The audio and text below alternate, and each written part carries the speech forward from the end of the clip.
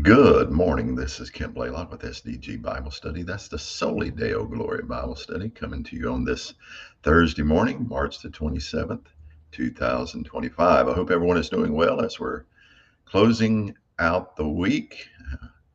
Two more work days ahead of us, and then the weekend. And we're looking forward to that as we just are thankful for each day that God is giving us. And we're thankful to be up this morning and reading God's Word. We're going to be continuing in the reading from the Everyday Gospel, a daily devotional by Paul David Tripp with selected readings from the biblical text and then a short devotional reading. This morning we're going to be in the book of 1 Samuel, the first three chapters, chapters 1, 2, and 3. So join me as we read God's Word together this morning.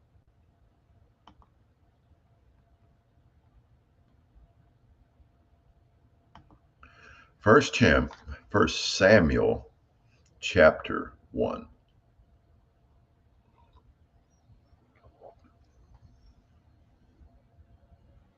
Now there was a certain man from Ramathaim Zophim from the hill country of Ephraim, and his name was Elkanah, the son of Joraham, the son of Elihu, the son of Tohu, the son of Zuph, an Ephraimite. Now he had two wives. The name of one was Hannah, and the name of the other Peninnah. And Peninnah had children, but Hannah had no children. Now the man would go up from his city yearly to worship and to sacrifice to Yahweh of hosts in Shiloh. And the two sons of Eli, Hophni and Phinehas, were priests to Yahweh there. And the day came that Elkanah sacrificed, and he would give portions to Peninnah, his wife, and to all her sons and her daughters. But to Hannah he would give a double portion, for he loved Hannah, but Yahweh had closed her womb. Her rival, however, would provoke her bitterly to irritate her because Yahweh had closed her womb. And so it would happen year after year. As often as she went up to the house of Yahweh, she would provoke her, so she wept and would not eat. Then Elkanah, her husband, said to her, Hannah, why do you weep, and why do you not eat, and why is your heart sad? Am I not better to you than 10 sons? Then Hannah rose after eating and drinking in Shiloh. Now Eli the priest was sitting on the seat by the doorpost of the temple of Yahweh, and she, bitter of soul, prayed to Yahweh and wept despondently.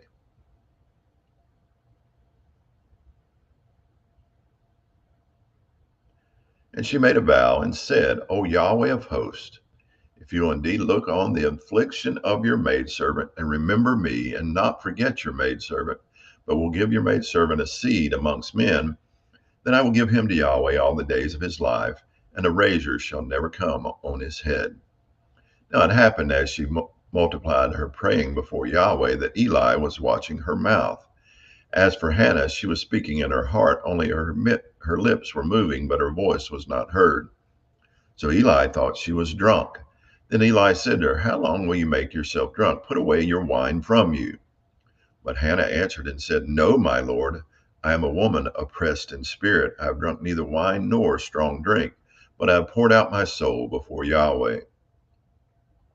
Do not consider your maidservant as a vile woman, for I have spoken until now out of my great complaint and provocation.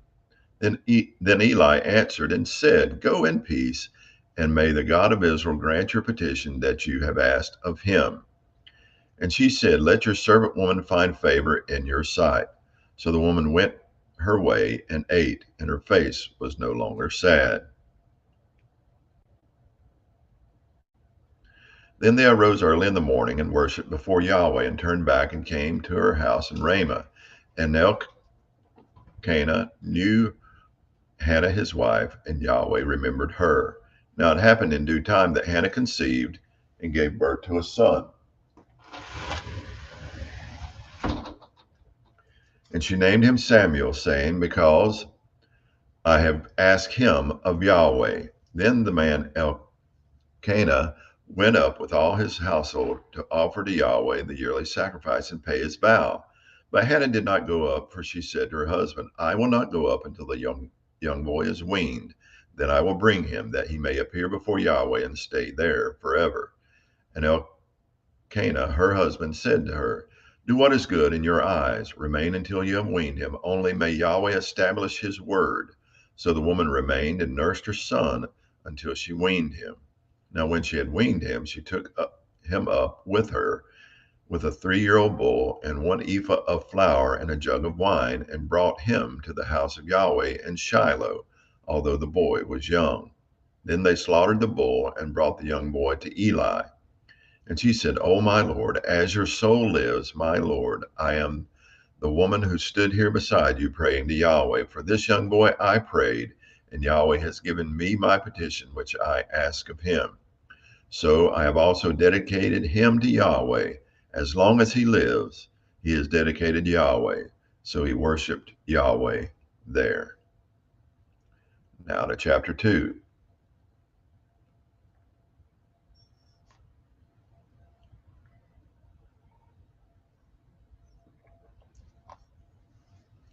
Then Hannah prayed and said, "My heart exults in Yahweh. My horn is exalted in Yahweh.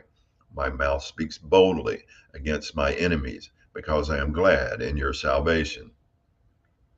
There is no one holy like Yahweh. Indeed, there is no one beside you, nor is there any rock like our God.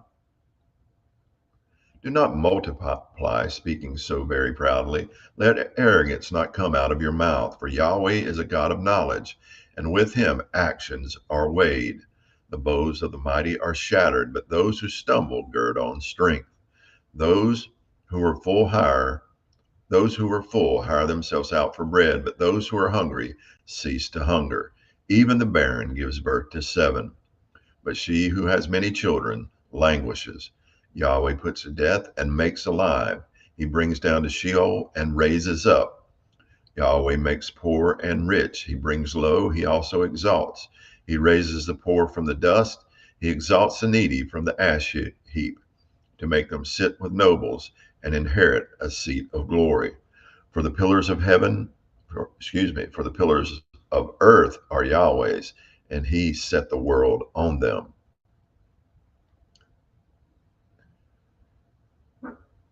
He keeps the feet of his holy ones, but the wicked ones are silenced in darkness. For not by power shall a man prevail. Those who contend with Yahweh will be dismayed. Against them he will thunder in the heavens. Yahweh will render justice to the ends of the earth, and he will give strength to his king, and he will exalt the horn of his anointed. Then Elkanah went to his home at Ramah, but the young boy ministered to Yahweh before Eli the priest. Now the sons of Eli were vile men. They did not know Yahweh. And this was the legal judgment for the priests with the people. When any man was offering a sacrifice, the priest's young man would come while the meat was boiling with a 3-pronged fork in his hand. Then he would thrust it into the pan or kettle or cauldron or pot. All that the fork would bring up, the priest would take for himself. Thus they would do in Shiloh to all the Israelites who came there. Also, before they offered up the fat and smoke, the priest's young man would come and say to the man who was sacrificing, "Give the priest meat for roasting. He will not take boiled meat from you, only raw." Then the man would say to him, "They must surely offer up the fat and smoke first, and then take as much as your soul desires." Then he would say, "No, you shall give it now, and if not, I will take it by force." Thus the sin of the young men was very great before Yahweh, for the men spurned the offering of Yahweh. Now Samuel was ministering before Yahweh as a young boy, girded with a linen ephod. And his mother would make him a little robe and bring it to him from year to year when she would come up with her husband to offer the yearly sacrifice. Then Eli would bless Elkanah and his wife and say, "May Yahweh establish for you a seed from this woman in place of the one she dedicated to Yahweh." And they went to their own home. Yahweh indeed visited Hannah, and she conceived and gave birth to 3 sons and 2 daughters. And the young boy Samuel grew before Yahweh. Now Eli was very old, and he heard all that his sons were doing to Israel and how they lay with the women who served at the doorway of the tent of meeting. So he said to them, "Why do you do such the evil things that I hear from all these people? No, my sons, for the report is not good, which I hear the people of Yahweh passing about. If one man sins against another, God will mediate for him. But if a man sins against Yahweh, who can pray for him?" But they would not listen to the voice of their father, for Yahweh desired to put them to death. Now the young boy Samuel was growing in stature and in favor both with Yahweh and with men. Then a man of God came to Eli and said to him, "Thus says Yahweh, did I not indeed reveal myself to the house of your father when they were in Egypt, enslaved to Pharaoh's house? And did I not choose them from all the tribes of Israel to be my priests, to go up to my altar, to burn incense, to carry an ephod before me? And did I not give to the house of your father all the fire offerings of the sons of Israel? Why do you kick at my sacrifice and at my offering, which I have commanded in my habitation, and honor your sons above me, by making yourselves fat with the choicest of every offering of my people Israel? Therefore Yahweh, the God of Israel, declares, I did indeed say that your house and the house of your father should walk before me forever. But now Yahweh declares, far be it from me, for those who honor me I will honor, and those who despise me will be cursed. Behold, the days are coming, and I will break your strength and the strength of your father's house, so that there will not be an old man in your house. And you will look upon the distress of my habitation, in spite of all good that I do for Israel, and an old man will not be in your house all the days. Yet I will not cut off every man of yours from my altar, so that your eyes will fail from weeping and your soul grieve, and all the increase of your house will be put to death in the prime of life. Now this will be the sign to you, which will come concerning your two sons, Hophni and Phinehas. On the same day, both of them will be put to death. But I will raise up for myself a faithful priest who will do according to what is in my heart and in my soul, and I will build him a faithful house, and he will walk before my anointed ways. And it will be that everyone who is left in your house will come and bow down to him for a piece of silver or a loaf of bread, and say, please assign to me one of the priest's offices, so that I may eat a piece of bread. Now to chapter 3.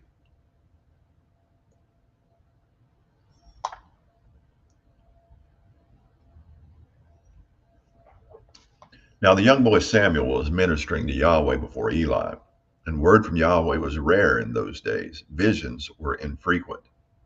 And it happened at that time, as Eli was lying down in his place, now his eyesight had begun to fade, and he could not see well.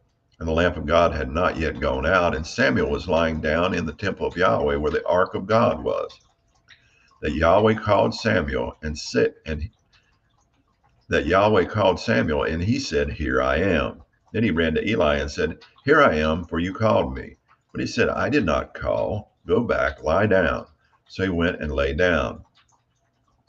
Then Yahweh called yet again, Samuel. So Samuel arose and went to Eli and said, here I am, for you called me. But he answered, I did not call, my son. Go back, lie down. Now Samuel did not yet know Yahweh, nor had the word of Yahweh yet been revealed to him.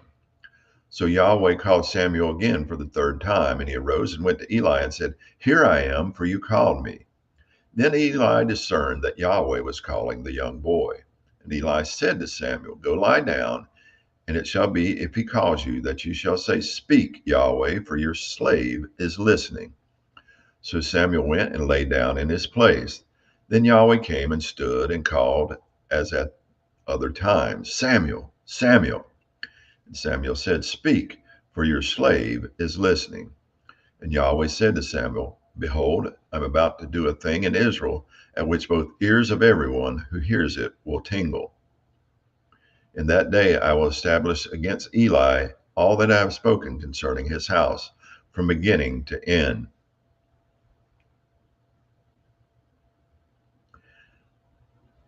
And I have told him that I am about to judge his house forever for the iniquity which he knew, because his sons have been bringing a curse on themselves.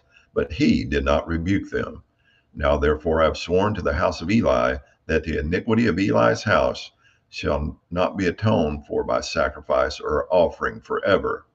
So Samuel lay down until morning. Then he opened the doors of the house of Yahweh. But Samuel was afraid to tell the vision to Eli. And Eli called Samuel and said, Samuel, Samuel, my son. And he said, Here I am. And he said, What is the word that he spoke to you? Please do not hide it from me. May God do so to you, and more also, if you hide anything from me of all the words that he spoke to you. So Samuel told him everything and hid nothing from him. And he said, It is Yahweh. Let him do what seems good in his eyes. Then Samuel grew, and Yahweh was with him, and let none of his words fall to the ground. So all Israel, from Dan even to Beersheba, knew that Samuel was confirmed as a prophet of Yahweh. And Yahweh appeared again at Shiloh, because Yahweh revealed himself to Samuel at Shiloh by the word of Yahweh. That's going to conclude our reading from the biblical text. Now, our devotional for this morning.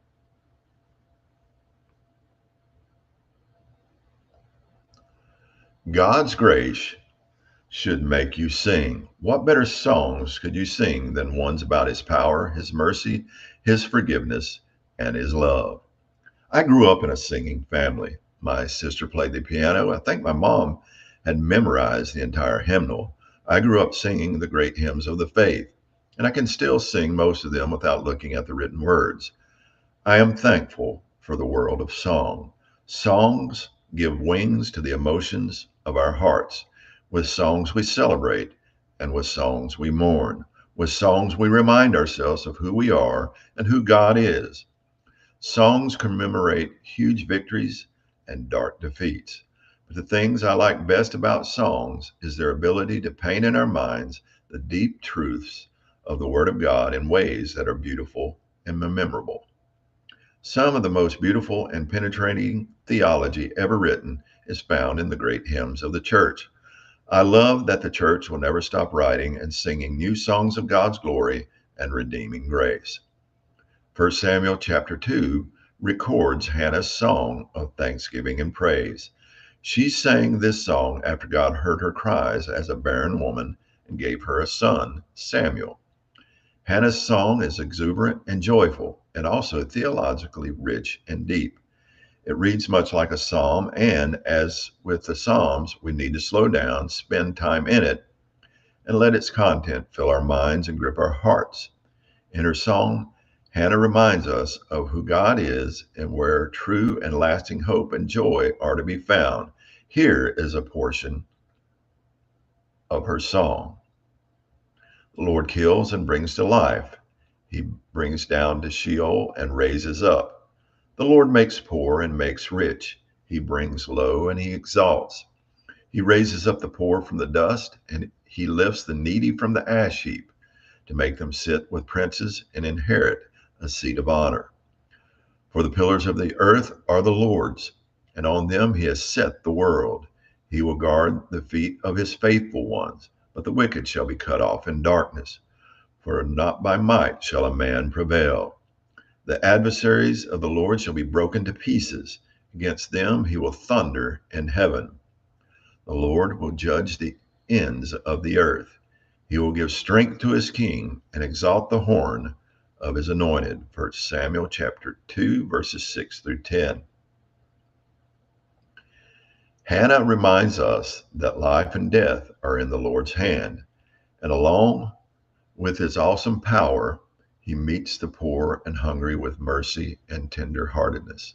I find the final words of her song striking. He will give strength to his king and exalt the power of his anointed.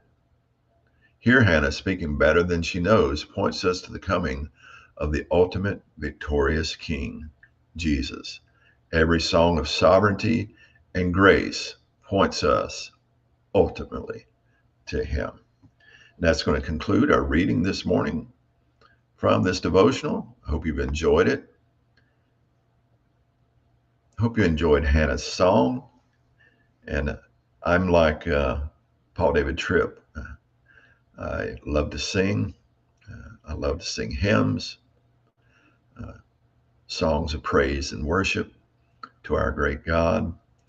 And I love the theology in songs. I love how they uh, bring praise and glory to our great God, how they remind us of who He is and who we are as His children, and sing songs that are theologically sound, that are biblically sound, and give God glory and not man.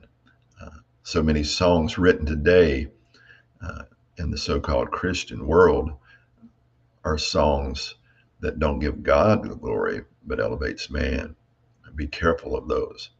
But there are a lot being written that are sound theologically, sound biblically, and give God much glory and praise. Sing those songs. Let your heart be a heart of worship, worshiping our great God. Hope you've enjoyed this morning, and I hope you have a great day. Soli Deo Gloria.